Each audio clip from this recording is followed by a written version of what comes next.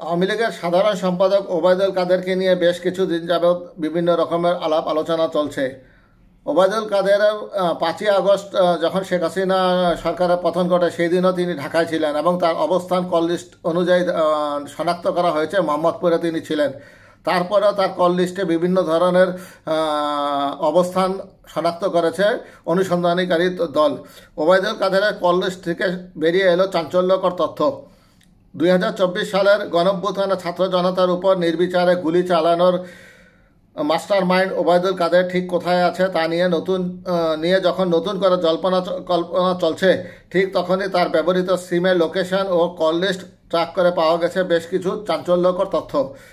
ক্ষমতায় থাকাকালীন বিলাসী ও শৌখিন এই নেতার সঙ্গে বিভিন্ন নায়িকা ও মডেলের ছবি সামাজিক যোগাযোগ মাধ্যমে ভাইরাল হওয়া ছিল নিয়মিত ঘটনা। অনেক নায়িকার সঙ্গেই তার ঘনিষ্ঠতা নিয়ে ব্যাপক গুঞ্জন ছিল সামাজিক যোগাযোগ মাধ্যমে। অবশ্য প্রকাশ্যে সেগুলো নিয়ে কেউ কথা বলতে সাহস করত না গত আওয়ামী লীগ সরকারের আমলে। তাহলে তাদের কি পরিণতি হতো এটা সবাই জানে।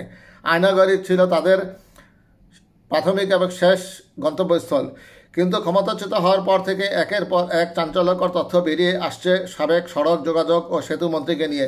সবশেষ গেল 5ই আগস্টেও দুপুর 2:42 ওবায়দুল কাদেরের ব্যক্তিগত নম্বরটির ফোন ট্র্যাক লোকেশন ছিল মোহাম্মদপুরে। এবার সামাজিক যোগাযোগ মাধ্যম ফেসবুকে প্রকাশিত হলো তার একটি কল লিস্ট।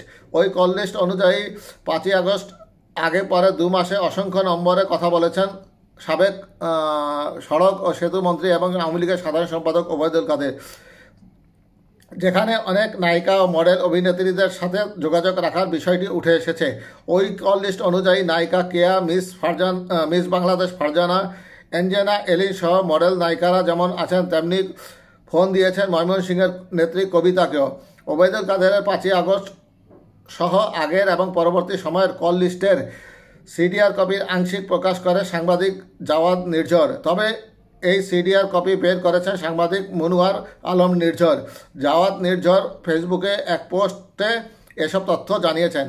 তিনি ওবায়দুল কাদেরের কল লিস্টের সিডিআর কপির আংশিক প্রকাশ করে লিখেছেন, এত নম্বর যাচাই বাছাই করতে সময় লাগছে। নম্বরগুলো ট্রু কলার সহ বিভিন্ন মাধ্যমে যাচাই বাছাই করা হচ্ছে, সেটাও মনোয়ার আলম করছেন। তিনি আরও লেখেন, ওবায়দুল কাদেরের কল লিস্ট পর্যালোচনা করে দেখলাম ফোনে সে কম কথা বলতো, কিন্তু তার ফোন লিস্টে নায়িকা, মডেল, অভিনেত্রীদের নম্বর কেন? তাদেরকেও কি রাজনীতি শেখাতেন ওবায়দুল কাদের?